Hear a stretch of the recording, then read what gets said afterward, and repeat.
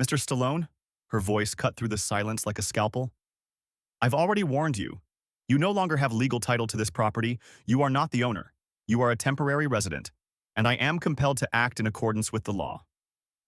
Sly slowly turned his head. His gaze, quiet, almost detached, slid over the woman as if through glass. You say that like I'm a tenant, he muttered. And I built every brick inch of this place. Documents are all that matter. Mr. Flores from your bank confirmed. The property has been transferred to a trust. And now, per the executive committee's directive, this villa is under the fund's control. We have the right to evict you. If you don't comply, the police will be involved. Silence hung in the air. Only the distant roar of the ocean, like the furious breath of a beast, reminded them of the world beyond this drama. Sylvester Stallone was being evicted from his own home. Not by TikTok teens, not by tabloid press, but by a corporate representative of a fund his own lawyer had once created to protect his family's future. The irony was bitter and cruel. I'm Sylvester Stallone. Maybe you've seen a movie? His voice wasn't angry, more weary. Rambo, Rocky? Maybe your brothers grew up on one of them. I won't let you appeal to sentiment, she snapped. This is business. And in this business, there's no room for nostalgia. Minutes later, she was on the phone. Stallone heard every word. Yes, the police. The old man refuses to leave the villa. Yes, I'm recording everything. If there's resistance, I have a bodyguard. I'm not refusing, he said, rising slowly, as if every joint resisted. I just want you to explain. How does a country where people once gave me standing ovations now calmly watch as I'm thrown out of the home I built with my own hands? How did you all let this happen? She didn't answer. Her eyes were empty. Business-like coldness. She didn't see a legend before her.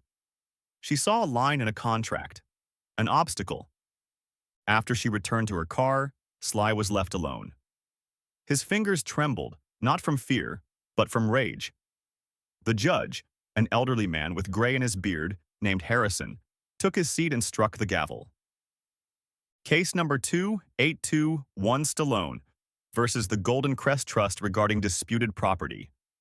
Sylvester's lawyer, a lean attorney named Paul Danvers, stood. Your Honor, we are filing a claim alleging a breach of fiduciary duty. My client Sylvester Stallone was the sole investor in this villa. All expenses for its construction, maintenance, security, and upkeep came from his personal account. The Golden Crest Trust, which by the way was established at his initiative, is now attempting to deprive him of his home based on technicalities. But we will prove this isn't justice. This is an abuse of the law. The judge nodded. And the trust's representative? Mariel stood herself. She was the trust. Stallone noticed her jaw twitch for a moment. She was afraid, and that pleased him. Your Honor, the trust has no personal vendetta against Mr. Stallone, but our duty is to uphold the terms. In 2021, when the trust was restructured, Mr. Stallone signed documents stating that in the event of insolvency, he would transfer the property to the board's management. He hasn't paid the required contribution for the last 14 months. Ownership has passed to the trust.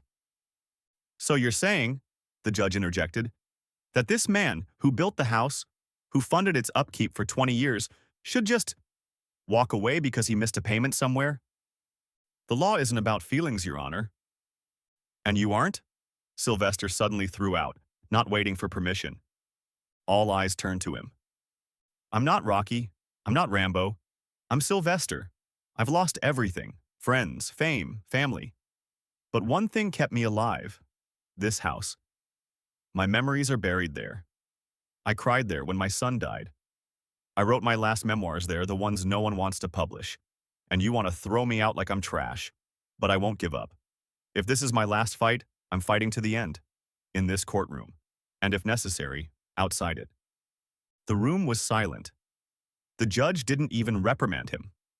On the contrary, he looked at Stallone with respect. Ms. Brooks, Harrison said, it seems your fund forgot one thing. People matter more than procedures. If this house was truly Mr. Stallone's heart, perhaps instead of throwing him out, you should find a compromise. Mariel clenched her jaw. She knew she was losing.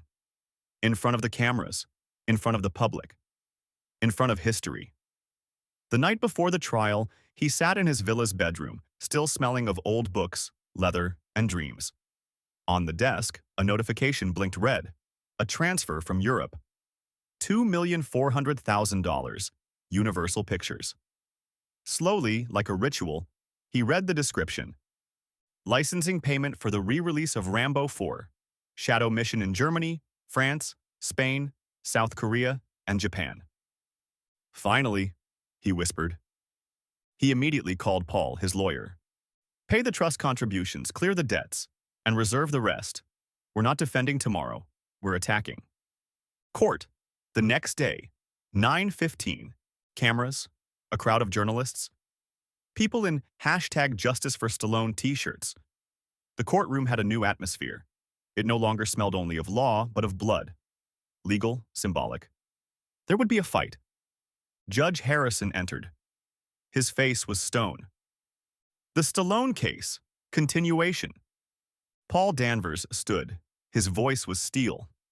Your Honor, yesterday my client fully paid all outstanding debts. The trust has no legal grounds for his eviction.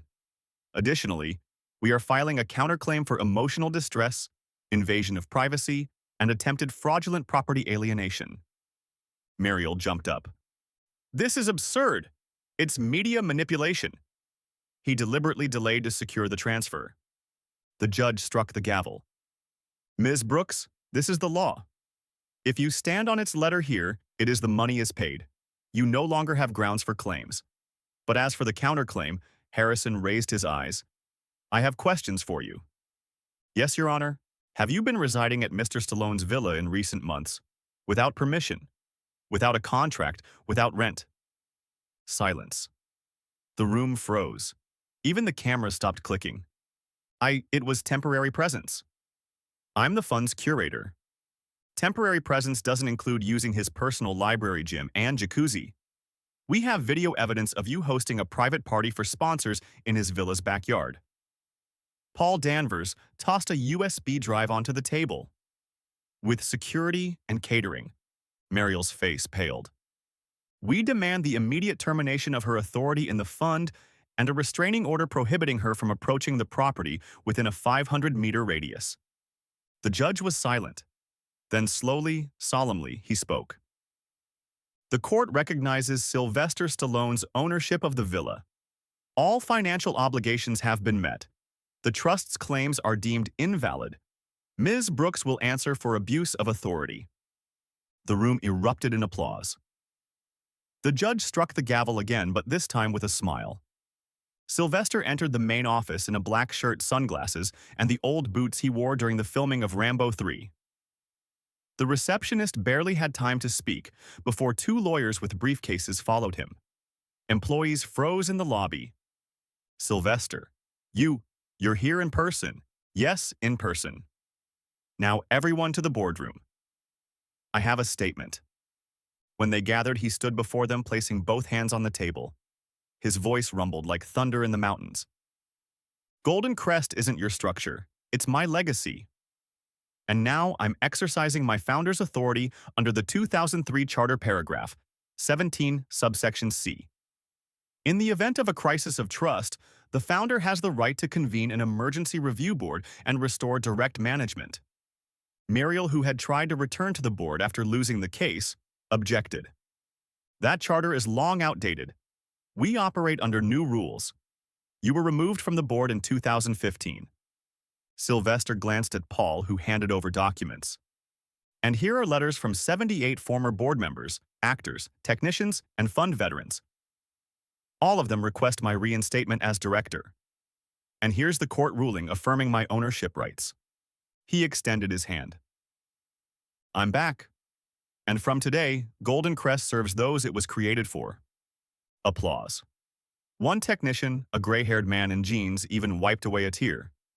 Within days, Golden Crest transformed.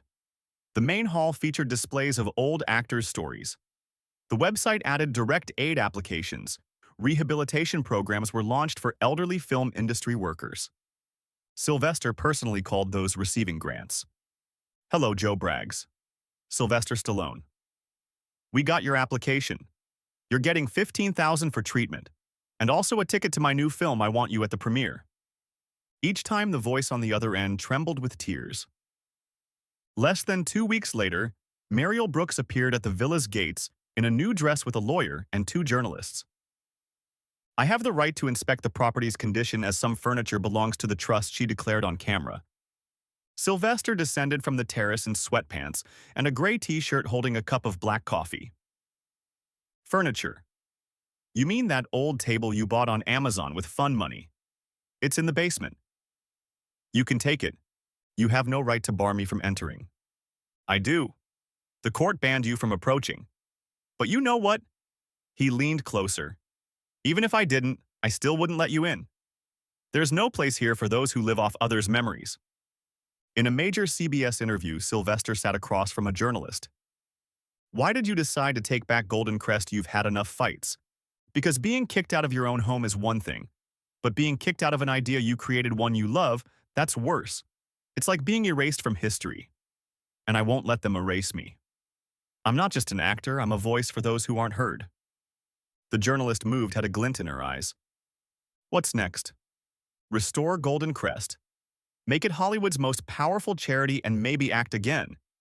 But this time not as a fighter, as someone who won without firing a shot.